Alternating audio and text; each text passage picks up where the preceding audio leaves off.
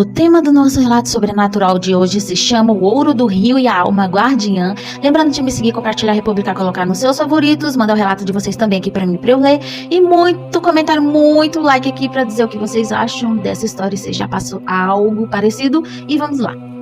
A pessoa que me contou o relato não quis ser identificada, porém diz que foi contada a ele por o seu antero, que era morador antigo da região de São Raimundo das Mangabeiras, Maranhão, e que não importava de dizer o nome.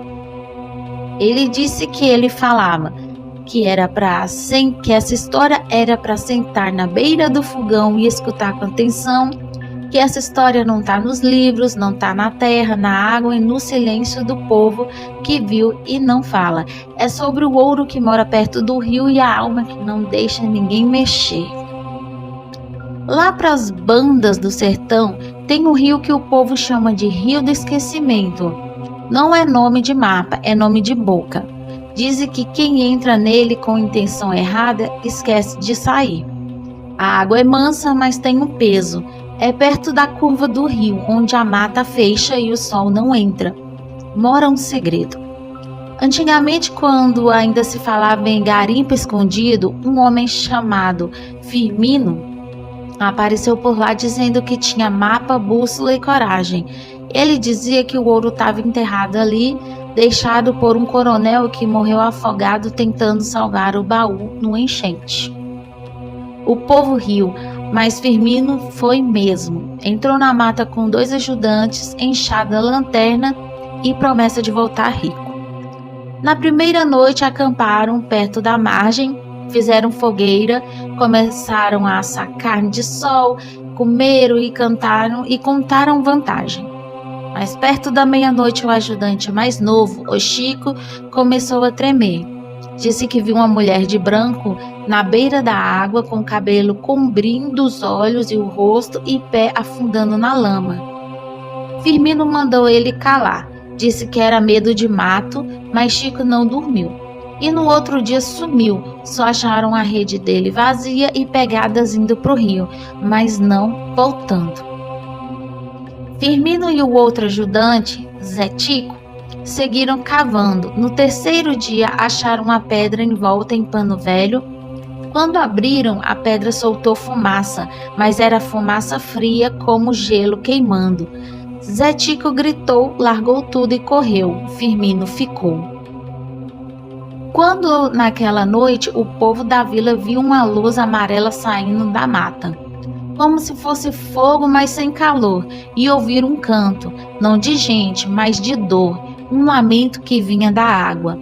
Dizem que Firmino voltou no 5º dia, mas não era mais ele. Estava sujo, com os olhos fundos, falando sozinho e repetia: ela guardava, ela vê e ela não quer que pegue. Nunca mais falou coisa com coisa. Ficou sentado na porta de casa olhando para o chão e morreu assim, sem dizer onde estava o ouro. Os mais velhos dizem que a alma da mulher que morreu afogada virou guardiã, que ela aparece para quem tenta mexer no ouro, que ela não grita, não corre, só observa, e que quem sente o olhar dela nunca mais dorme direito. Minha avó, Dona Maroca, dizia que o ouro do rio é ouro de promessa, que foi enterrado com sangue, com dor e com juramento, e que promessa feita na beira da morte vira maldição que não se quebra, e vira maldição que também, se quebrada, não vai dar certo. Ela contava que quando era moça viu um homem voltar da mata com os cabelos brancos, mesmo sendo novo. Diz que ele falava com a água como se pedisse desculpa, e que a alma só aparece para quem tem intenção ruim, ganância, mentira e desrespeito. Uns anos atrás, um rapaz da cidade veio com um equipamento moderno, um tal de detector de metais, drone, GPS, e o povo avisou: aqui não é lugar de máquina, é lugar de silêncio. Ele riu, entrou na mata, o drone caiu, o GPS travou e ele voltou correndo, dizendo que viu uma mulher parada no meio do rio, com os braços abertos e os olhos como brasa. Diz que a água subiu sem chover, que o mato fechou o caminho e que a voz dela dizia para ir embora, e o rio começou a dar tipo queda d'água. Queda d'água é quando o rio tá vazio e do nada vem uma onda de água e começa a encher rapidão. Geralmente carrega a pessoa se estiver no meio do rio. Aí no caso começou a encher o rio rapidamente. E nunca mais voltou. Ele nunca mais voltou e vendeu tudo que tinha. Disse que ouro que tem dono não é para ser tocado. Hoje o lugar ainda existe, a curva do rio continua lá, a mata ainda fecha e o ouro ninguém sabe se é verdade ou lenda. Mas todo mundo respeita, ninguém cava, ninguém aponta, só passa de longe com o chapéu na mão e o pensamento limpo. Porque tem coisas que não é pra gente mexer, tem ouro que brilha mas queima e tem alma que não descansa, porque guarda o que não devia ter deixado. E hoje ainda todos têm muito medo dessa história. Já ouvi minha mãe falar muito, e meus avós, gente mais velho, falar o avô, que o bisavô contava sobre esses ouros perdidos. E deixa aqui no comentário se vocês já ouviram também relatos parecidos. Mande o de vocês, deixe muito like e também comente. O tema do nosso relato sobrenatural de hoje é o Pó de Ossos. Lembrando de me seguir, compartilhar, republicar, colocar nos seus favoritos, deixar nos comentários o que vocês acham do vídeo. Muito like, muito coraçãozinho e mandar o relato de vocês também. Tanto aqui, ou na rede vizinha, ou direct, que eu vou estar contando o relato que vocês me mandam e vamos lá. Lúcia nos manda esse relato e ela explica assim: eu nunca fui de acreditar em magia negra, sempre achei que essas coisas eram exagero, coisas de filme, mas o que aconteceu comigo em 2022 foi real, e se eu não tivesse vivido, eu não acreditaria. Na época eu trabalhava numa loja de roupas aqui em Goiânia, no setor Bueno. Era uma loja pequena, mas bem movimentada. Eu era gerente, cuidava do caixa. Fazia pedidos, treinava equipe, sempre fui muito dedicada e foi lá que conheci a Silvia.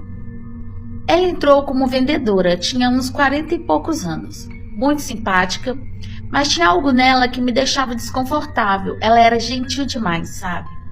Sempre querendo saber da minha vida pessoal, se eu morava sozinha, se eu tinha namorado, se eu saía à noite. Eu achava que era curiosidade, mas com o tempo eu percebi que ela sabia coisas que eu nunca contei. Fofoca, certeza. Comecei a sentir cansaço extremo. Eu dormia 8 horas e acordava como se tivesse corrido uma maratona. Minhas mãos tremiam, tive crises de ansiedade do nada e o pior, comecei a acordar sempre de madrugada e o coração disparado, suando frio, como se alguém estivesse me observando. Os pesadelos começaram, sempre com uma mulher encapuzada jogando um pó branco em cima de mim. O cheiro era insuportável. Parecia carne podre misturada com terra molhada, enxofre, sei lá. Eu acordava com a sensação de que tinha algo grudado nas minhas costas, como se alguém estivesse me sugando. Fui ao médico, fiz exames, tudo normal. Mas eu estava emagrecendo rápido, perdendo cabelo e minha pele começou a ficar pálida. Eu sabia que tinha algo errado, mas não sabia o que. Um dia uma cliente entrou na loja e ela mexia com espiritualidade. Olhou para mim e disse: você tá com coisa pesada. Alguém tá te trabalhando. Eu congelei. Ela me indicou uma senhora que fazia limpeza espiritual no Jardim América. Fui lá no mesmo dia. Quando entrei, a senhora não disse nada, só acendeu uma vela preta, pegou um copo com água e começou a rezar. Depois olhou para mim e falou: te jogaram um pó de ossos, magia de destruição, feita para te adoecer e te tirar do caminho. Ela explicou que esse tipo de magia é feita com ossos triturados de gente morta, às vezes de cemitério, às vezes de gente que morreu em sofrimento. Misturaram com terra, sangue e jogam perto da casa ou do local de trabalho.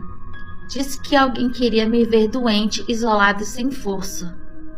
Mulher. Ela fez um banho de descarrega com arruda, guiné, carvão e sal grosso. Mandou eu enterrar um ovo com o meu nome escrito num papel num terreno onde ninguém passasse. Fiz tudo. E na semana seguinte, Silvia foi demitida. Descobriram que ela roubava dinheiro do caixa, mas o mais estranho é que ela surtou no dia da demissão.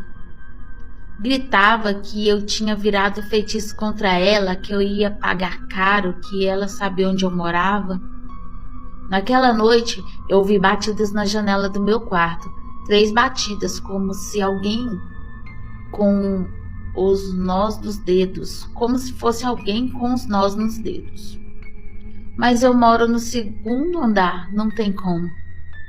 No dia seguinte, encontrei um saquinho amarrado com linha vermelha na porta da loja.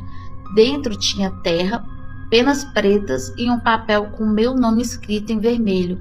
Levei para a senhora da limpeza de novo, conversei com ela e ela disse: ela está tentando refazer o trabalho, mas agora você já está protegida. Depois disso, minha saúde voltou ao normal.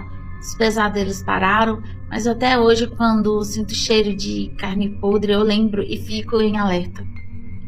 Magia negra existe e tem gente que usa para destruir quem só quer viver em paz. Se às vezes você sente que sua energia está sendo sugada, que sua vida está travada, não ignore, porque às vezes não é psicológico, é espiritual mesmo, e a maldade vem de todos os lados e de pessoas de qualquer idade. Gente, isso é muito real, isso é verdade mesmo. Tem gente que gosta de causar o mal, fazer o mal para as pessoas só por dinheiro, por ganância, só por não ir com a cara da pessoa. Ela já põe assim: eu tenho o direito de odiar aquela pessoa porque eu não gosto da voz, do jeito de andar, do jeito de conversar. Eu tenho o direito de tirar a podridão do meu coração e jogar naquela pessoa aleatória só porque eu decidi. E é assim que as pessoas governam a vida delas e por isso que não vão pra frente, né? Com esses sentimentos de ódios aleatórios que elas criam, de inveja dentro do coração delas, porque elas não podem querer ser igual a pessoa, ou melhor, ou lutar para ser algo diferente. É um relato muito, muito realista. Deixa aqui no comentário o que você acha desse relato também. Deixa muito like, compartilha e republica para me ajudar mais no canal e receber mais relatos para contar para vocês. Mande de vocês também. E vamos para mais um relato sobrenatural de hoje. Lembrando para seguir, compartilhar, republicar, colocar nos favoritos, deixar aqui no comentário o que você achou do relato e mande o seu também, tanto na rede vizinha, do verdinho e aqui também, sem problema nenhum no Instagram, que a gente vai contar o seu relato também. E chega de enrolação, vamos pro relato. Eu nunca fui muito de acreditar nessas coisas de assombração, sabe? Sempre achei que era exagero de gente mais velha, mas depois do que aconteceu comigo na quaresma passada, eu nunca mais duvidei. Sou de Virgem da Lapa, interior de Minas, cidade pequena, cheia de fé e tradição. E aqui, quando chega a quaresma, o povo respeita.